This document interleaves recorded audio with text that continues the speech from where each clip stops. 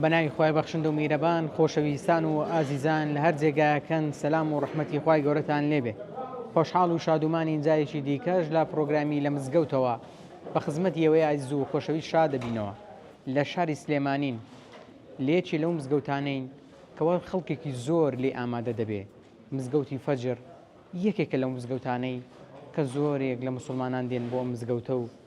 و ئەم مزگەوتە هەم بنکەی لە بەرکردنی قورئانیشی هەیە و هەمیش سێ قاتە بەهۆی ئەوەی خەڵکێکی زۆر ئامادە دەبێت لە مزگەوت. جا من دەسمە لای مامۆستای مزگەوتەکە و بەشێک لە نوێژ خوێنان و بەشێک لە ڕۆژوەگران بابزانم ئەوان لەگەڵ هاتنە مزگەوتە لەگەڵ عیبادەتە لەگەڵ ڕۆژەکانی مانجی پیرۆزی ڕەمەزانە چۆنن گفتوگۆ دەکەین ئێوە ژەگەڵمان نابن بابزانین ئەوان لەو بارەیەوە چی دەڵێن لەگەڵمان نابن.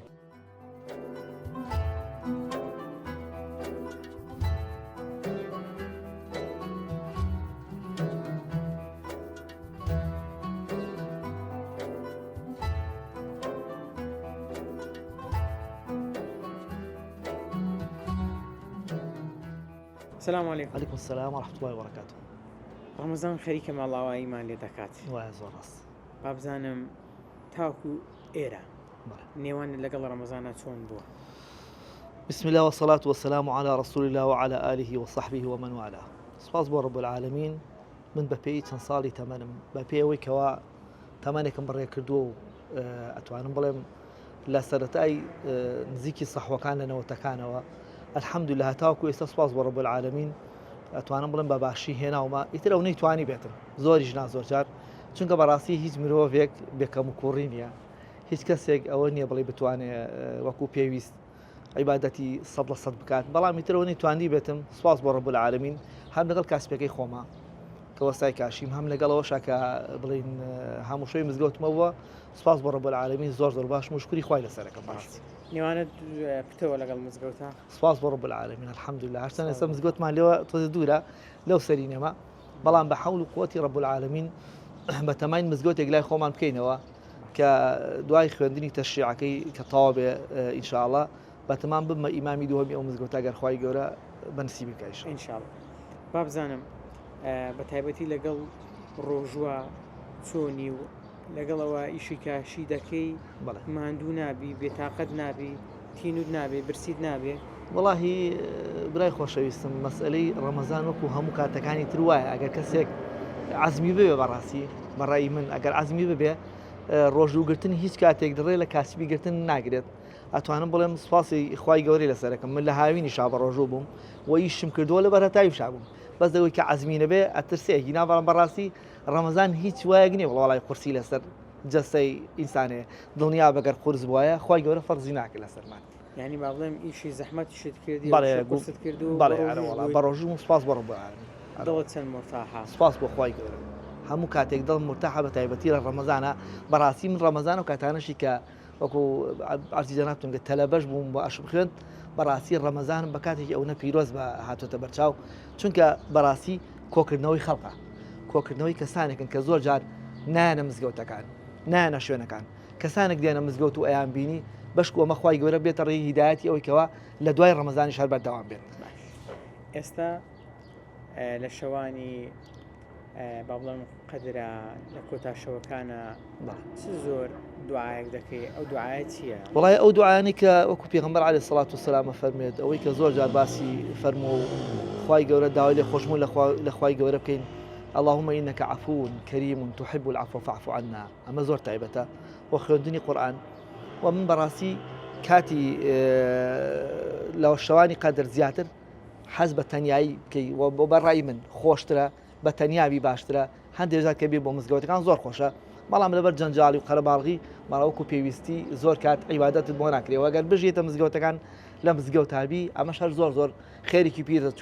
پیرۆزە چونکە نوێژەکانی ئێرە زۆر تایبەتن بەڵامی تر زۆر جاریش بخوا باواسەی ئەوەی کەەوە دەنگ و ئەوشتانی دیابێ خۆشە لە سوچێکەوە لە کەنارێکەوە بە تەنیا عیبادەت بکەی ئەو بەلای منەوە زۆر خۆشترە. خوای گەورە نوێژ و خوای گەورە پاداشتی بەخێر خوای گەورە لێ ڕازی.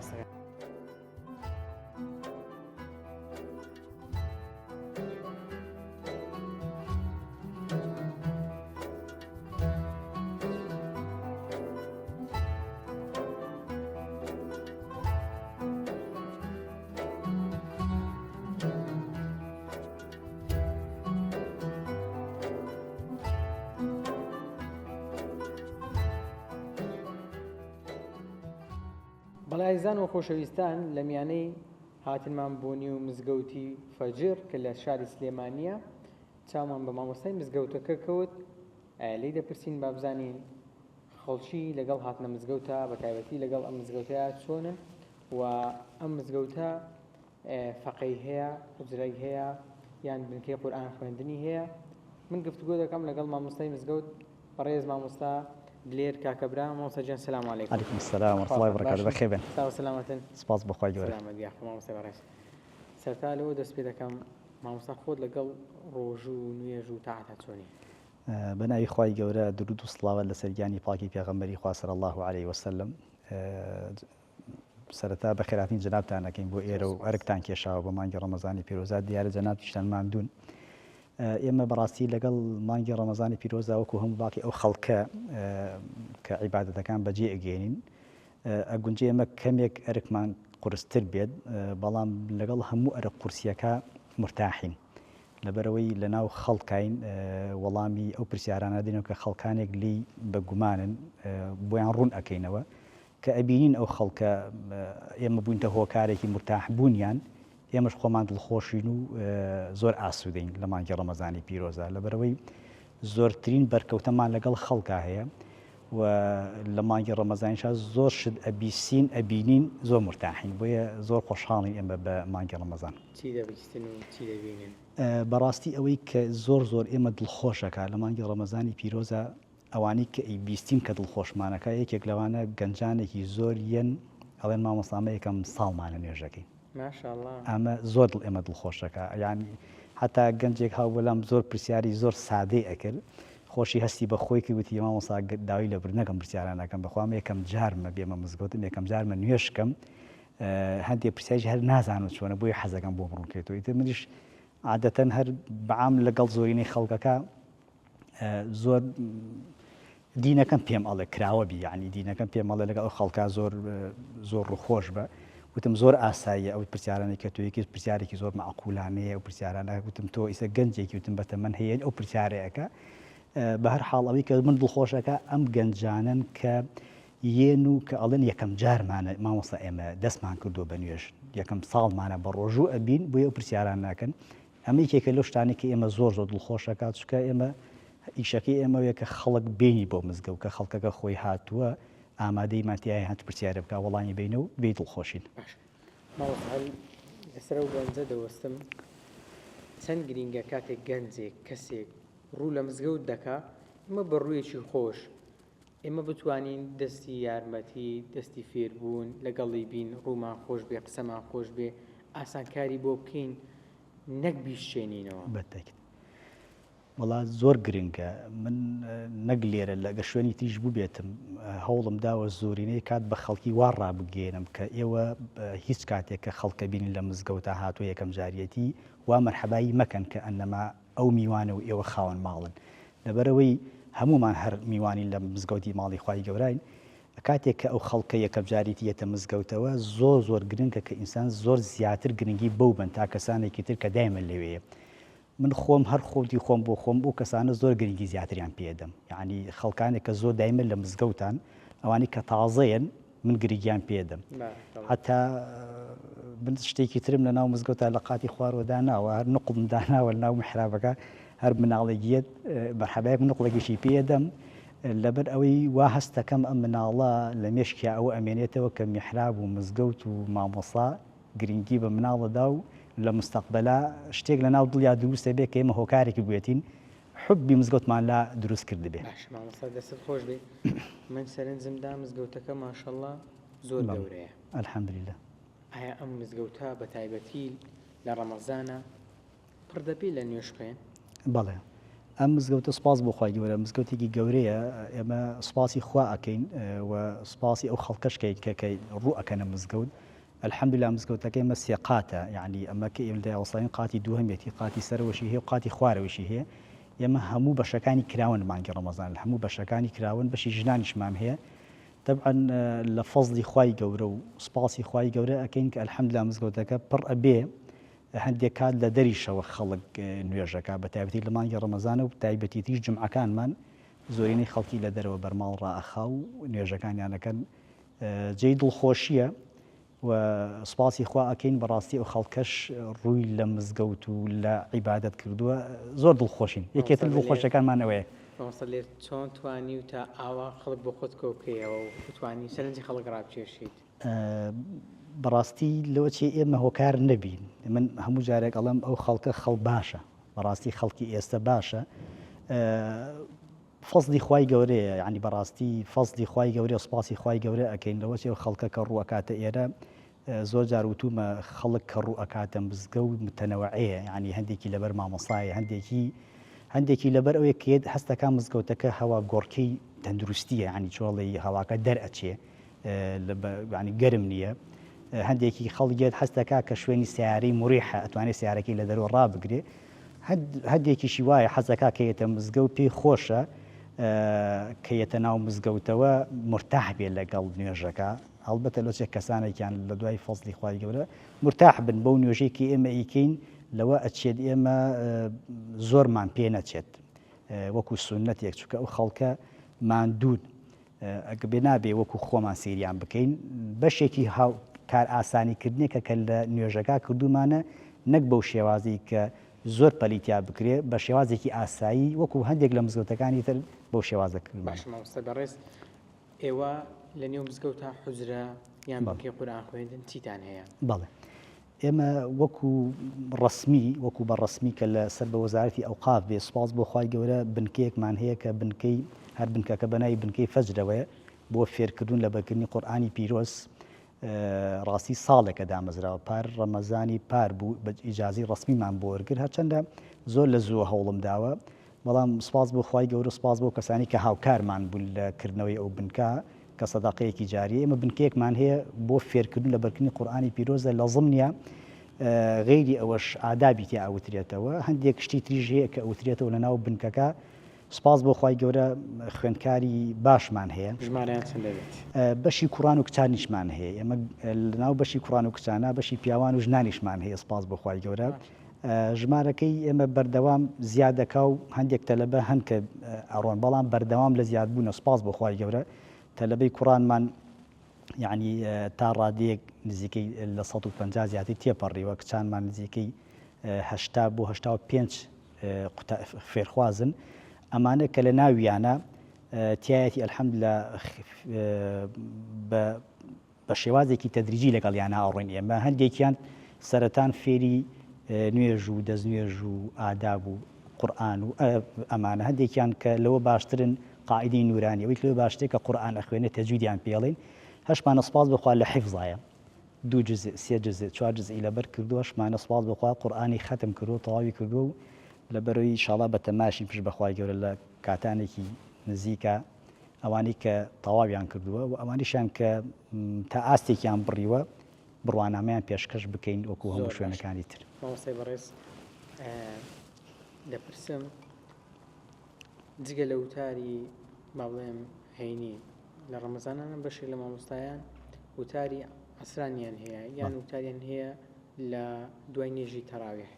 بەڵێ ئێستا ئێوە چەند وتارتان هەیە و چ کاتێکیشە بەڵێ وەکو جەنابەت باسر کرد جیا لە ڕۆژی هەینی کە شتێکی عامە لە مانگی ڕەمەزانە ئێمە وامان پێ باش بووە لە تەراویحە وتارمان نەبێ حتا لە دوای تەراویحەکەش لەبەرەوەی واسمان کردووە کەس ئەو خەڵکە پێویستی بە ئیسراحەتە لە بینی 4 ڕەکعاتی یەکەما کە ئیکەین 4 ڕەکعاتی تەراویح کە ئەو لەو کاتە ڕوو ئەەکەمە خەڵکەکە تەنها یەک شتی بچووکیان پێ ئەڵەم وەکو بیرهێنانەوەیەک بۆ نمونە ئەم شەوی ڕابردوو تەنها ئەو حەدیسەم بە باسکردوون کە پیاغەمبەری خوا ئەفەرمێ صلی الله عليه وسلم هەر کەسێک 100 جار ئەم ذکرە بکات سبحان الله وبحمده هیچ کەسێک نییە لە قیامەتا بەقەدەر ئەم ئەجر و پاداشتی کردبێ خێری کردبێ مەگەر کەسێک بەقەدەر ئەمی کردبێ یان زیاتری کردبێ دوو دوعا و نوێژەکەمان دەست پێ بکەین ینی هەمووی دەقەیەک جاری وایە 50 ثانیە ئەمجا ئێمە بێجگە ئەمەش بەڵام پرسیارەکەت بەمەوە عەسران وتارمان هەیە عەسران وتارمان هەیە لەبەرەوەی ئەو خەڵکەی کە لە عەسرانایەتە ئەوی اختیاری دەئانیشێ اختیاری خۆی ئەمێنێتەوە ئەوەشی کە ئیشی هەیە ئەڕوا ئەوەشی کە حەزەکا گوێ لە وتار بگرێ و ئیشی نییە لەوە چێ زۆرینی حەزکا گوێ لە وتار بگرێ بەڵام ئەو خەڵکە ئیشی هەیە کاسبی ئەکامان دووە ڕوا بەلا ئیشێکی خۆیەوە ناکرێن بڵێن خەڵک ڕقی لە وتارە عزری ئەهێنینەوە بۆ ئەو خەڵکە بەڵام خەڵکانێکی باشیش دانیشن لە عەسرانە وتارمان هەیە تەقریبەن 10 دقە بۆ چارەکێک قسە بۆ ئەو خەڵکە ئەەکەین خوای گەورە پاداشی ئەوش باتەوە وەکو لەوای شەوانی لەیلەتول قەدر ئێمە شەوانی لەیلەتول قەدر جیاوازترێکە بە تایبەتیش وەکو باقی مزگەوتەکانی تر وەکو بەرنامە 27 عادەتەن بەرنامەکە جیاوازترێکە ئێمە هەموو ئەم دەشەوە دانیشتوین ئەلحەمدولیلا هەموو ساڵێک لەوەتی ئەم مزگەوتە هەیە لە 21 ڕەمەزان و دانیشتوین تا کۆتایەکی هاتووی تەراویحمان کردو گەڕاوینەتەوە بۆ ماڵەوە پاشان هاتووینەتەوە دەستمان کردو بە شەونێژی تایە وتاری تایە ویترەکان ئەەکەین و هەندێک جاریش هەندێک پرسیار و وەڵام بوو ئەوانە شتیاتیاکەین بە تایبەتیش لە 27 ئەوسا پرسیاری زۆرم مایە لە خزمەتە بەڵام لەبەر ماوەی کاتەکە داوای لێبوردنم ئەمە کۆتا پرسیارمە چۆن چەند ڕۆژێکی کەممان ماوە چەند ڕۆژ و شەوێکی کەممان ماوە بتوانین ئەم چەند شەو ڕۆژە خۆمان کاتەکانمان چڕ بکەینەوە لە عیبادەت و لە خواپەرستیا و زۆرترین دوعاش باشترین دوعاش چییە بیکەین؟ بەڵێ وڵا پرسیارێکی جوانە یعنی ئەمە ئەگەر زانایان و ئەوانی کە خاوەنی زوود و ئەوانی کە دنیا نەویست بوون ئەو پرسیارە ئەگەر ئاڕاستی ئەوان بکرێ و ئاڕاستی ئەوان بکرێ و ئێمە لەلایەن ئەوانەوە بڵێن جوابێکیان بینەوە ئەوەیە کە بوترێ بەڕاستی کات وەکو ئیمامی عەلی ئەفەرمێ وەکو شمشێر وایە ئەگەر نەیبڕی ئەدبڕێ یعنی بێت دەستی پێوە بگیرێ تەنها ینی تەوسیە و ئامۆژگاری لە پێشا بۆ خۆم بۆ ئەو خەڵکەشی کە بە ڕێزانی کە ئەگەر ئەمان بینیا گویان لە دەنگمانە ئەو دەقەی کە ئەڕوا وەکو زانیان ئەفەرمون کات سێ بەشە دوێنێ ئەمڕۆ سبەی ئەوەی کە ڕۆژ ینی تازەوە ڕۆشتووە ئەوەیشی کە یەکەی ئەمڕۆیەکە ئێستا ئێمەیتیاین بەڕاستی فرسەتە ئینسان بتوانێ پڕ عیبادەتی بکە چونکە ئەو کەسەی کە خوددا زۆر خۆشی ئەوێ ئەو کەسەیە کە لە عیبادەت مەژغوڵە پیاوچە قسێکی جوانی ئەفەرمێ ئەگەر ئەتەوێ بزانی خودای گەورە تا ڕادەی خۆشەویستیت ئەو بۆ تۆ چەنێکە بزانە بە چیۆ مەژغوڵی بۆیە خوای گەورە بتوانین یارمەتیمان بە ئەم کاتانە لە عیبادەت سەرف بکەین هەرچەندە مەسەلەی سەرفکردنی کاتەکان بە عیبادەت فەزلێکە کە خوایە چونکە مەسەلەی دنیا خودایە بە هەموو کەس بەڵام قیامەتێک کە بۆ قیامەت بێ ئیشەکەی بۆ قیامەت بێ مەسەلەی عیبادەتکرد بێ ئەگونجێ لەسەر هەموو موسڵمانێک ئاسان نەبێ عیبادەتکردن بۆیە ئەو کەسانێک کە عیبادەتکردنیان لەسەر ئاسانە سوپاسی خوای گەورە بکەن بە کورتی هەوڵ بدەین کاتەکانمان بە فیڕۆ نەدەین چونکە وەکو باسمان کرد دوێنێ ڕۆژتەوەی کە ئەمڕۆیتیاین سبەی نێژ نازانین ئایا ئێمە ئەمێنین یان نا چونکە بەڕاستی لەناو مزگەوتە ئێمە خەڵکانێک هەبوون هەر لەم مانگی ڕەمەزانی پیرۆزە لەگەڵمان نابوون بەڵام دوای ئەوەش بردومان بۆ گۆڕستان و ناشتومانن یعنی بەڕاستی چەندێکی پیر بووە گەنجیشی تیا بووە ئێمە تیا بووە تەمەنی 16 ساڵ بووە لەم مانگی ڕەمەزانی پیرۆزە کە ئەهلی مزگەوت بووە پار لەگەڵمان نابووە ئەم ساڵیش تا چەند ڕۆژێکی لەگەڵمان نابوو لە حوتی ڕەمەزانە لە ڕۆژی جمعە بردومانە لە گۆڕستان ناشتومانە گەنجێکی 17 ساڵ بووە بۆیە بەڕاستی بە تەمەن نییە و بە گەنجیش نییە و بە پیریش نییە بۆیە ئەم کاتی کە ماوە فرسەتێکە کە بەرەکەتە مانگی ڕەمەزانی پیرۆز بە تایبەتیش ئەم دەشەوەی کۆتایی و ئەم کۆتایشی کە لە حەدیثە هاتووە کۆتایی مانگی ڕەمەزان لێ خۆشبوونە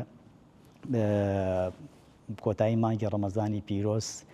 ڕزگاربوون لە ئاگری جەهەنم خوای گەورە یارمەتی هەموو لایەکمان بدا کاروکردەوەیەک بکەین کە ڕزگارمانکە لەو ئاگری وەقود و هەناس و والحیجارە خوای گەورە هەموو لایەکمان پارێزێت و ئێوەش مەحفوظ و پارێزراوە بوون لە دنیا و قیامەت زۆر خۆشحاڵ ئێمە زیاتر السلام علیکم علیکم السلام ورحمة الله وبركاته دەستان خۆش بێ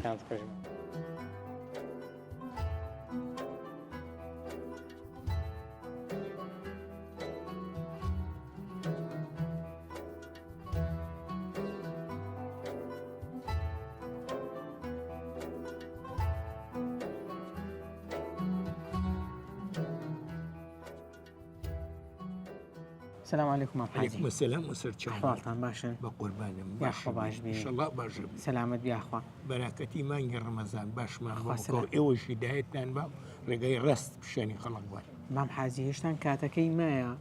بۆ نوێژی مەغریب ئەوە هەمیشە زوو دێ بۆ مزگەوت من ألم كاتكي نيوروش عسريش أبي سيت شارك نيوس على بيش خلقا من بيم دعاء خنم دوعای دەکەیت شاركك الله لا إله إلا هو وحده لا شريك له الملك له الحمد على كل شيء يك شارك واخنم شارككش استغفر الله واتوب إليك استغفر الله واتوب إليك چارێکی وا خوێنم چارێکی اللهم صل على محمد وعلى سيدنا محمد خوێنم آخریان چارێکێکیش اللهم صل وسلم على نبينا محمد وعلى سيدنا سبحان الله والحمد لله ولا اله الا الله والله اكبر سبحان الله والحمد لله ولا اله الا الله اول خوێنم چارێکی يعني لەپێش خەڵقەیەم یەک سەعات لە پێش خەڵقایم ئەم جارێ سەعاتێک زووتر دی جاروێ نیو سەعات زووتر دی جاروێ چارێکێک زووتر دی بەیانیانیش کە ئێمتانیوە ڕۆ بێ لە ماڵەوە تۆ چارێک ئەم چوار ئاەتا خوێنم باڵێ چەند دڵت خۆشە دڵم زۆر خۆشە شکم من بۆچی دڵم خۆشە 55 ساڵ سایق بووم لە ڕێ پێنجون باڵێ 55 ساڵ 6 ساڵ سایق بووم لە ڕێ پێنجون لەخوا بە زیابێ کەریمەشیکە و حەمەشیکە کەس خراپەیان نەوتوون بەخوا زەلام لە دوورەوە ئاوە جێگا نەبووە سواریکەن وتمان ئەستەغفر الله خوای ئەم پیاوە ناسیە و نەبێ سواریکەن کە ناسیە بۆ وەکو تو حەباب چۆتە چەنچەکە و لۆریبان هەبوو توتی مەلیکیش ئەم جێگای منی نییە ئەوەی دڵخۆش کردوون ئاوە ئەی بابزانم ئەو مزگەوتە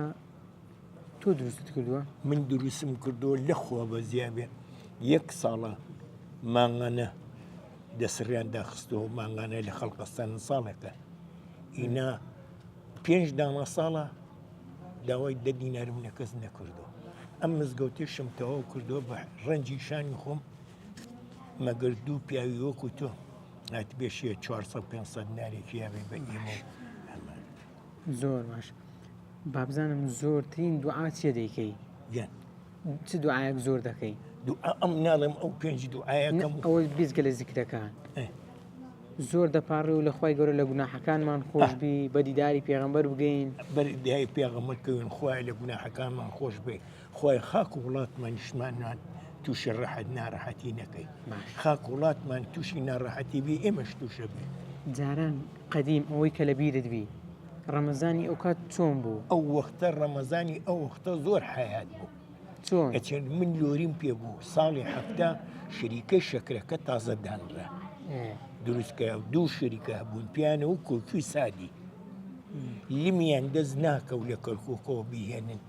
هەوڵ یەک سمسارەی لیم من لە حاجی مەحمووی هارونی نهانیم ڕۆبێکیش مڵکانە مەیە بە حاجی مەحموود هەر بە ڕۆژوش دەبووی سێ کاروانش کردووە بە ڕۆژوو بوو لەگەڵ کوڕەکانمان شایەتن و براکەم شایەتە حەسەن لەم دی و دەربەنی خانەوە تایەکم پەنچەر بوو بێزم نا سپێرەکەکەمەوە تایەکەم هەڵۆشان و چوپێکم تێخست و پڕم کرد لە هەوای هەیە لۆری ئێمە زۆر باش ئێستا چەند شەوەکمان مایە دیان چەند شەوەکمان مایە چەند ڕۆژێکمان مایە لە ڕەمەزان شەواندەی لە مزگەوت دادەنیش شەون ناڵێم من بچی و پێ عەرزەکەم ئێم تەراوی عکاکەم و ڕۆژمەوە تەراویحەکەی دەکەوی دەڕۆ چکم لەبەرەوەی ناتوانم شەوان دانیشتم بەیانیانیش لە ترسی سەرماوەمە ئەم مدەیە سەرمایەکی چاکە دەی یاخۆ خی گەورە شفات بدا خی گەورە ساغ و سەلامەتت بکە جێگاشت بەهشت بێ دەی خوایە ئێوەش ئیحترامتان زییا بێ و دوعاکەن بۆ شاق وڵاتمان لە بەڵاو مصیبەت و بێناویسیبە دوور بێ من دەچی تۆ مازەکەمان دەی منیش چاوی ئێوە ماجەکەم دوعای خێر بۆ ئێوەکەم خوا ناجیحتان کە سەلامەتت بکە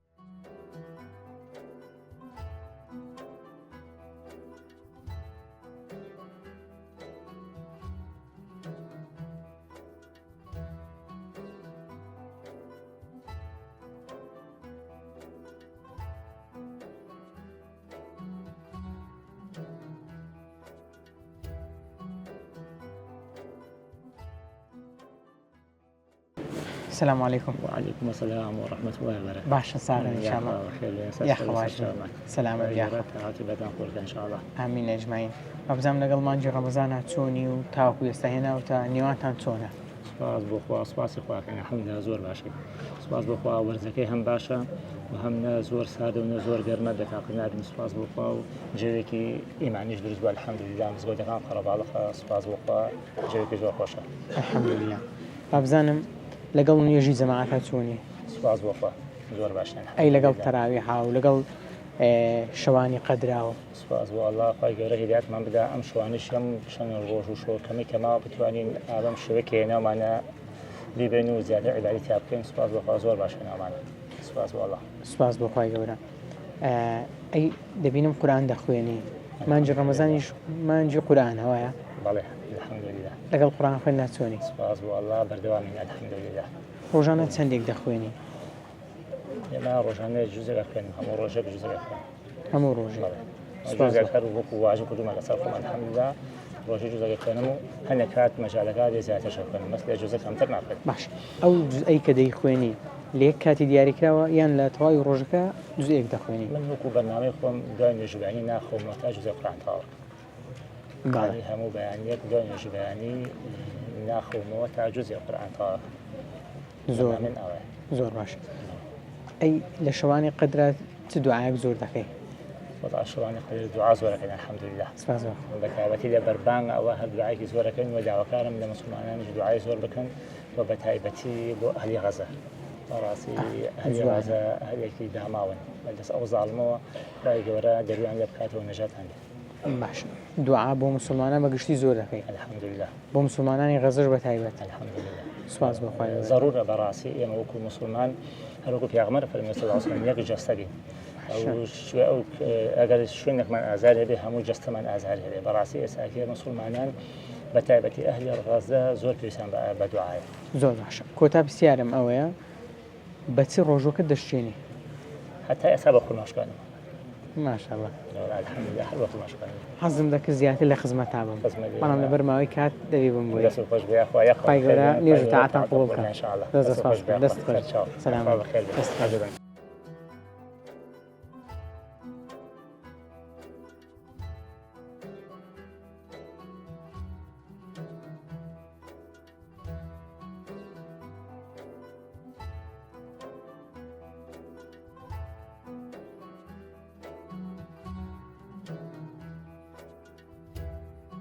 السلام عليكم ورحمة الله أحوالكم باشا صاحب سلامتك سلام الله بابزام لەگەڵ مانجی ڕەمەزانە چۆنی الحمدلله وشكرا لله زۆر باشن هەموو لەخوا لەخوا بەزیاد بێ بابزانم تۆم دیت هەم نوێژ هەم دوعاکردنت هەبوو زۆر دوعا دەکەی لەخوا بەزیادە وڵا دوعای عیبادەتە دوعای عیبادەتە تر ئەو کاتانی کە کاتی دوعاکەن هەتا خوا بەش ان شاء الله لەنەوە وەرگێ دوعا زاکامان لێ وەرگێ ان شاء الله دوعا بەس بۆ خۆت دەکەی یان بۆ مسلمانانی بۆ هەموو مسلمانێ بۆ ئەهلی مزگەوت بۆ گەڕێک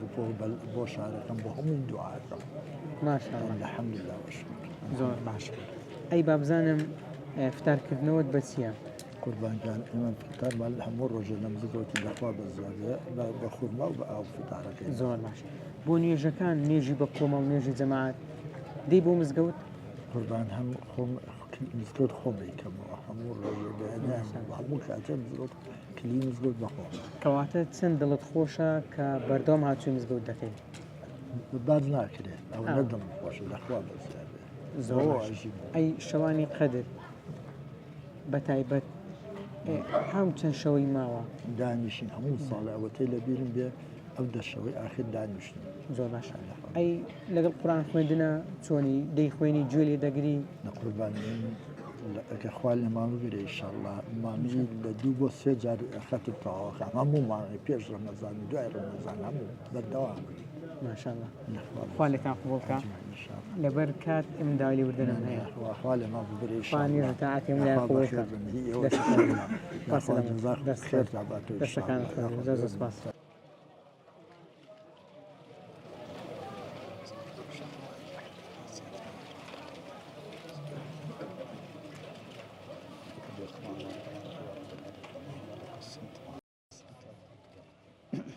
الله أكبر الله أكبر الله أكبر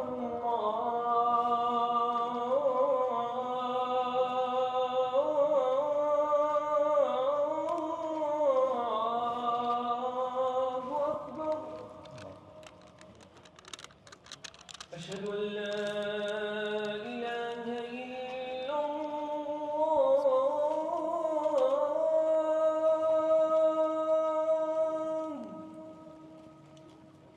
أشهد أن لا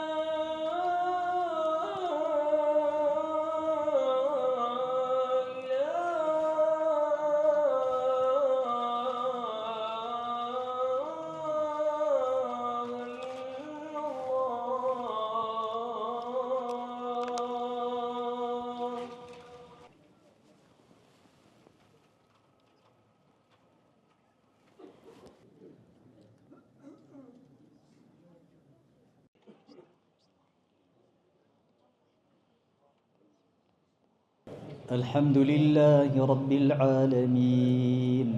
الرحمن الرحيم مالك يوم الدين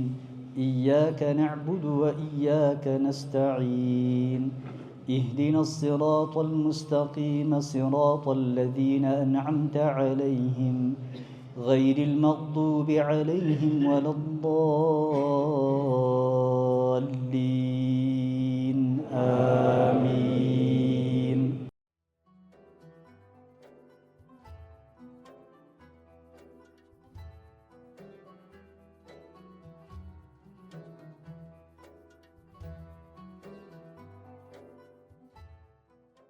بەڵایزان و خۆشەویستان،